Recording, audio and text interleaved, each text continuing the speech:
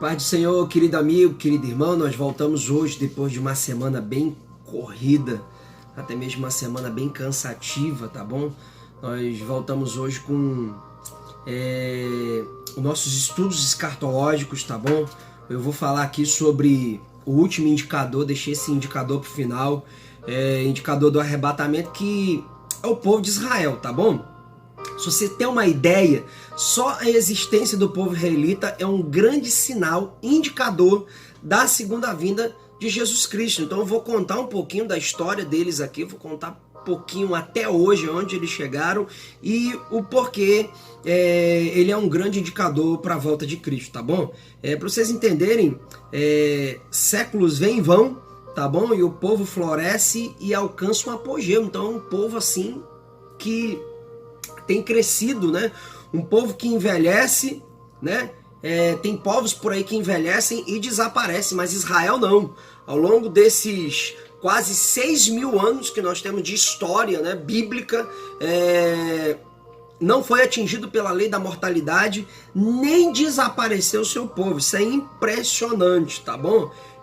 Nós observamos aqui que a partir do ano 70, quando Jerusalém foi destruída pelos romanos e os judeus ficaram privados do seu território, vindo a sofrer terríveis perseguições, na Idade Média, eles foram queimados aos milhares em praça pública, tá bom? Isso é história, ok? Pela Igreja Romana, sob o domínio de grandes imperadores, grandes conquistadores, tiranos, né? Imperadores da época. Nós vamos observar também que durante a Segunda Guerra Mundial, entre o ano 1939 a 1935, que é o ano da Segunda Guerra Mundial, mais de 6 milhões foram brutalmente assassinados, tá bom? Isso é história também. E o que a gente observa aqui? Que depois que Israel se espalhou pelas nações por desobediência, nós vamos observar isso, que isso é bíblico, tá bom? Deuteronômios, capítulo de número 4, do 23 ao 28, nós vamos observar que se o povo, ele não obedecesse a lei de Deus, todas essas coisas aconteceriam. Nós vamos observar isso muito bem em Lucas 21, 24, tá bom? Eu não vou ler os textos aqui para não ficar muito grande, mas vocês analisem aí depois. Israel foi estabelecido como Estado em 14 de maio de 1948. Olha só que bacana aqui. O mesmo Deus que dispensou israelita fez uma promessa para ele que um dia ia juntar esse povo novamente na terra. Deuteronômios capítulo 4, verso 30, tá bom? E o capítulo 30 de Deuteronômios, do verso 1 ao 6, tem todas essas promessas de que um dia Deus iria realmente juntar esse povo, tá bom? Então vem aqui o cumprimento, desde o fim da metade do século 20, o cumprimento dessa profecia que Deus ele fez com esse povo. Olha só que interessante, no dia 14 de maio de 1948, aconteceu 24 horas depois, a primeira proclamação do Estado de Israel. Um exército do Egito, da Jordânia, da Síria, do Líbano e Iraque invadiram o país, dando início a uma guerra de independência, tá bom? O país recém-formado, com problema de equipamento, as forças de defesa de Israel, a famosa FDI, que hoje é o melhor exército do mundo, tá bom? Conquistaram uma expressiva vitória depois de 15 meses de combate. Pastor, por que o melhor exército do mundo? Porque é um exército que só vive em combate, tá bom? Vamos ser bastante humildes. Até para mim ir para Israel, para missão, para mim ir para o Haiti, missão de paz, eu tive que treinar com tropas israelenses, tá bom? Eles a tropa que mais entra em guerra, mais entra em conflito, e eles são profissionais no que nós chamamos de guerra urbana, tá bom? Terminando essas primeiras guerras, os israelenses eles concentraram seus esforços na construção do Estado, tá bom? David Ben Gurion foi o primeiro-ministro e Chaim Weizmann foi o presidente. Ainda em 1949, Israel se tornou membro das Nações Unidas, aumentando a fúria dos seus inimigos, que não reconheciam de forma alguma o Estado de Israel.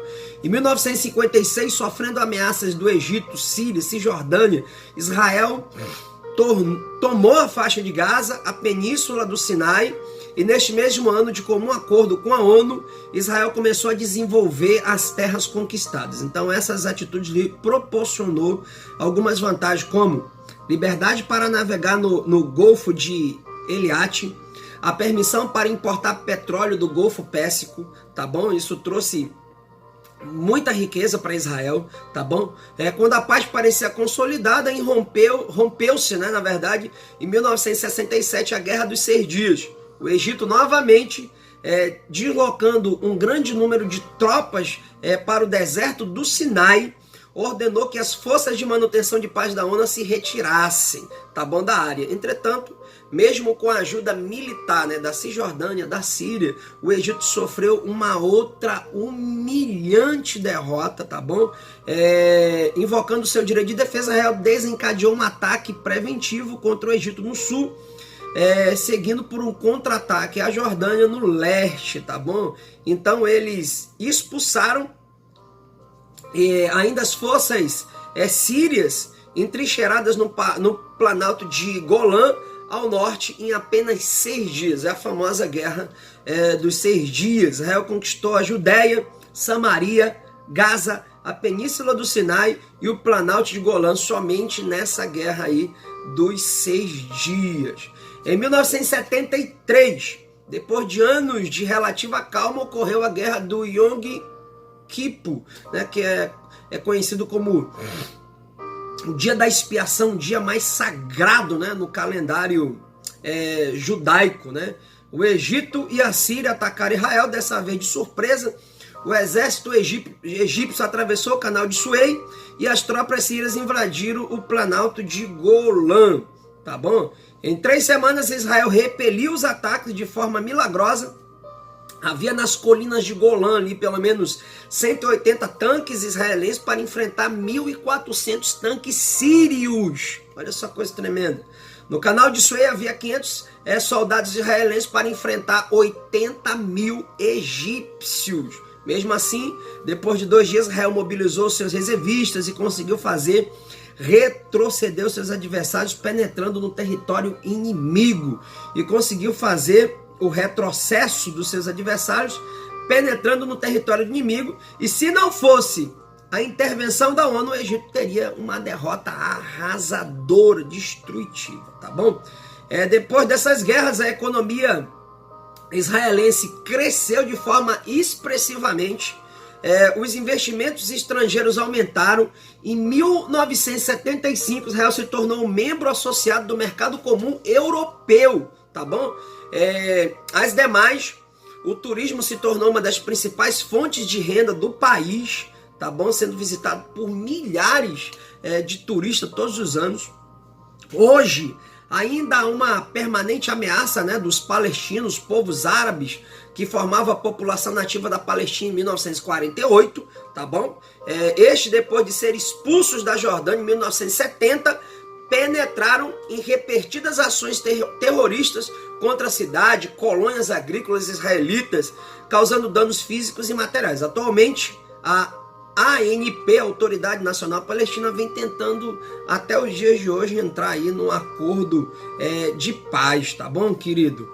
Eu tô trazendo todas essas informações para a gente chegar a entender por que Israel é o relógio de Deus. A verdade é que Deus, no princípio, estendeu a sua mão de providência e para trazer total proteção para o seu povo, que é o povo de Israel. Ao chamar Abraão, o pai de todos os israelitas, Deus lhe disse: em ti serão benditas todas as nações da terra. Gênesis capítulo 12, verso 3, tá bom?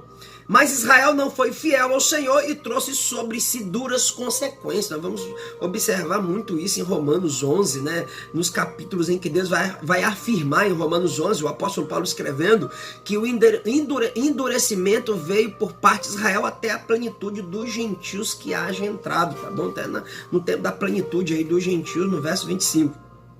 O tempo de plenitude gentil que está chegando, tá bom? A figueira que é Israel, olha, figueira que já começou a florescer, e este é um dos principais sinais da vinda de Jesus Cristo.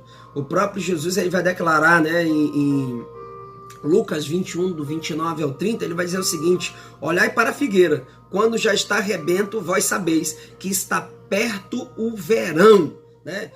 Diante de tantos sinais escatológicos, nós refletimos acerca do que Jesus disse em Mateus 24, do versículo 33 ao 35. Eu quero ler aqui para vocês. Quando vide essas coisas, sabeis que ele está próximo às portas. Em verdade vos digo que não passará essa geração sem que essas coisas aconteçam. Os céus e a terra passarão, mas as minhas palavras não hão de passar. Então Israel, o relógio de Deus, todo um cenário escatológico está voltado para Israel. Todas as promessas de juntar o povo, de fazer prosperar o povo, de fazer Israel uma grande nação, todas estão se cumprindo por causa da promessa, da proteção de Deus. E Israel, ele é essencial e será o cenário para os eventos escatológicos que estão por vir, querido. Quando se trata, né, de Guerra do Armagedon, quando se trata realmente ali de se apresentar o anticristo, né, onde Israel ele não vai aceitar o anticristo, não vai aceitar adorar o anticristo. Então Israel tem um papel fundamental. Então essas profecias de Israel está se levantando como nação, e ser uma nação próspera, abençoada, uma nação que está na ONU, uma nação que está participando agora do sionismo. O que é o sionismo? É onde existe um israelita espalhado pelo mundo. Israel está fazendo uma política de que todos venham novamente para Israel, tá bom? Ok? É o famoso sionismo, pesquise aí.